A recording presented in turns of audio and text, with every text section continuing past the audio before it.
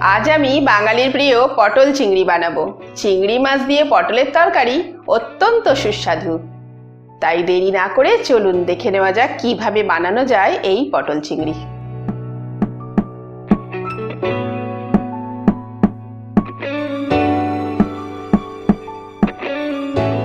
দুশো গ্রাম কুচো চিংড়ি নিয়ে আমি খোসা ছাড়িয়ে নিয়েছি। একটু লবণ ও হলুদ দিয়ে ম্যারিনেট করে নিচ্ছি।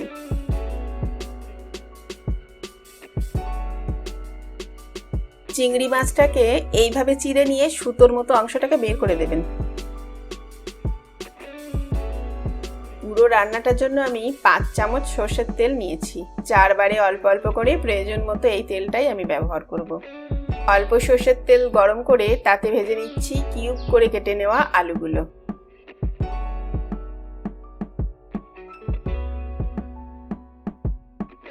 একটু লবণ দিলাম।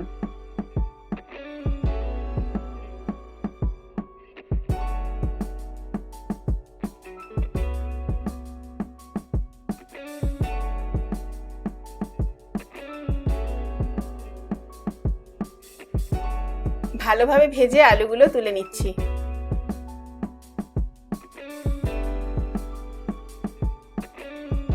অবশিষ্ট তেলের সঙ্গে আর একটু তেল অ্যাড করে খুব ভালো করে গরম করে নেব। তেল ভালোভাবে গরম হলে তবেই পটলগুলো ভাজবো। তেল কাঁচা থাকলে রান্না শেষেও পটল থেকে তেলের গন্ধ যাবে না, আর টেস্টও ভালো পাবেন না। অনেক বন্ধুই জানাচ্ছেন তারা সকল রান্নার নোটিফিকেশন পাচ্ছেন না। যারা এই চ্যানেলে নতুন তারা লাল রঙের সাবস্ক্রাইব লেখাটি চেপে গ্রে করে দিন। পাশে আসা বেল আইকনটি চাপলে 3টি অপশন পাবেন। সবার ওপরে দেখুন অল লেখাটি আছে, এই অল লেখাটি সিলেক্ট করবেন। পুরনো বন্ধুরা ভিডিওর নিচে গ্রে কালারের সাবস্ক্রাইব লেখা আছে কিনা লক্ষ্য করুন। তার পাশে থাকা বেল আইকনটিতে ক্লিক করে অল অপশনটি সিলেক্ট করুন, তাহলেই আর মিস হবে না কোনো নতুন রেসিপি।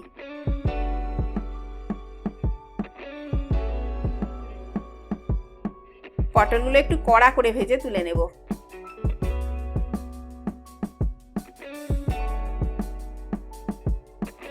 এবার চিংড়ি মাছ ভাজার পালা।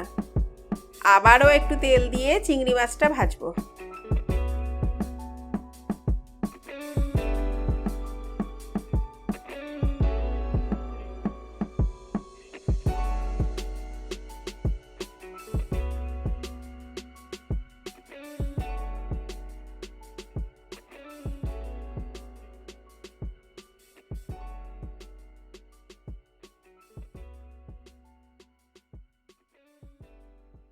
খুব কড়া করে ভাজবেন না, আবার কাঁচাও না থাকে সেদিকে খেয়াল রাখবেন। কড়া করে ভাজলে চিংড়ি মাছটা শক্ত হয়ে যাবে।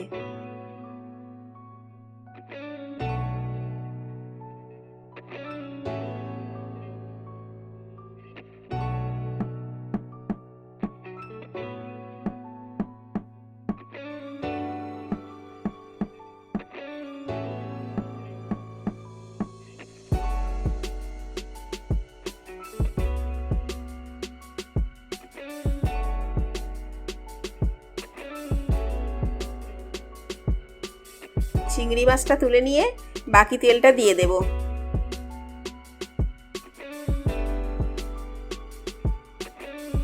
তেল গরম হলে একটা শুকনো লঙ্কা, একটা তেজপাতা আর একটু গোটা জিরে দিয়ে দিচ্ছি।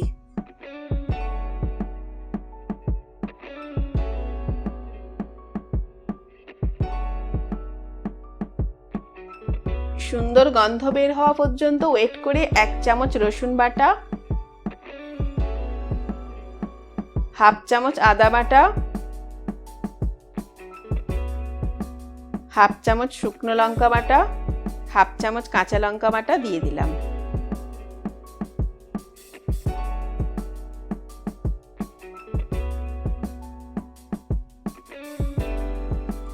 আদা রসুনের কাঁচা গন্ধ চলে যাওয়া পর্যন্ত ভেজে নেব।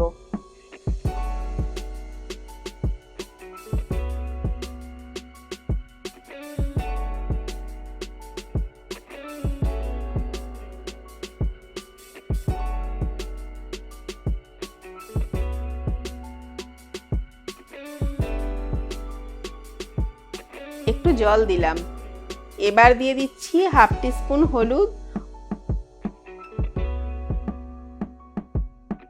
ও 2 চামচ জিরা বাটা। এই ধরনের সাবেকি রান্নায় মশলাগুলো বেটে দিলেই ভালো হয়।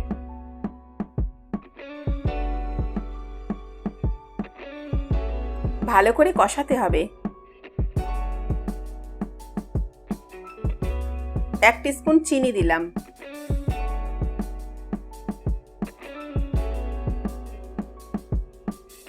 একটু জল দিয়ে নাড়তে থাকুন।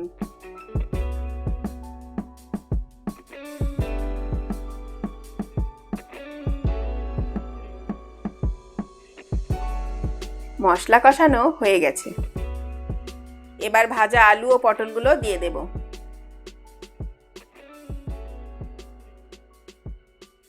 আবার কষাতে থাকুন।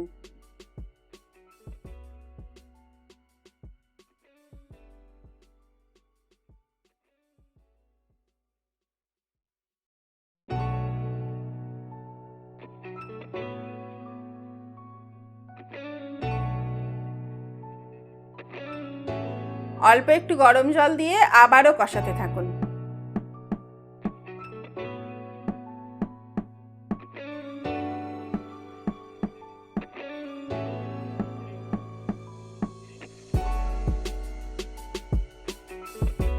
এবার দেব ভাজা চিংড়ি মাছ।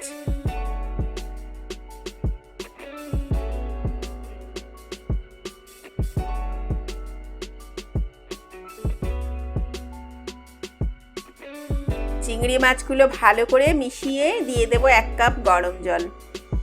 আপনারাও গরম জলই দেবেন।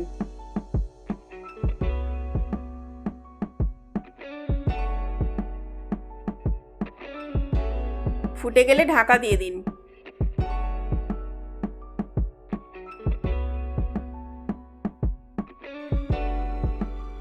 ঢাকা খুলে টেস্ট করে লবণ দেবেন।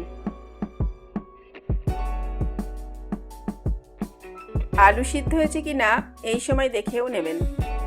আলুটা সামান্য শক্ত আছে, তাই 2-3 মিনিটের জন্য আবার ঢাকা দিয়ে লো ফ্লেমে রান্না করতে দেব। দেখেই বোঝা যাচ্ছে আলুগুলো সুন্দর সিদ্ধ হয়েছে। লক্ষ্য করে দেখবেন আলু ভালো সিদ্ধ হলে আলুর কোণগুলো ভেঙে যায়। রান্না হয়ে গেছে। আমি 1 চামচ গাওয়া ঘি ও একটু গরম মশলা দিয়ে 1 মিনিট ঢাকা দিয়ে রাখবো।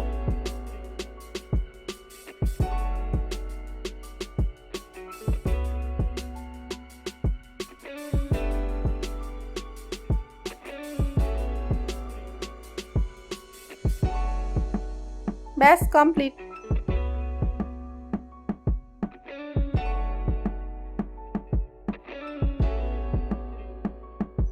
গরম গরম ভাতের সঙ্গে পরিবেশন করুন। পুরোনো দিনের সাবেকি রান্না বা রেস্টুরেন্টের চটপটা খানা খাজানা, সব রান্নার একটাই ঠিকানা, বেটার টেস্ট। খান টেস্টি, থাকুন হেলদি।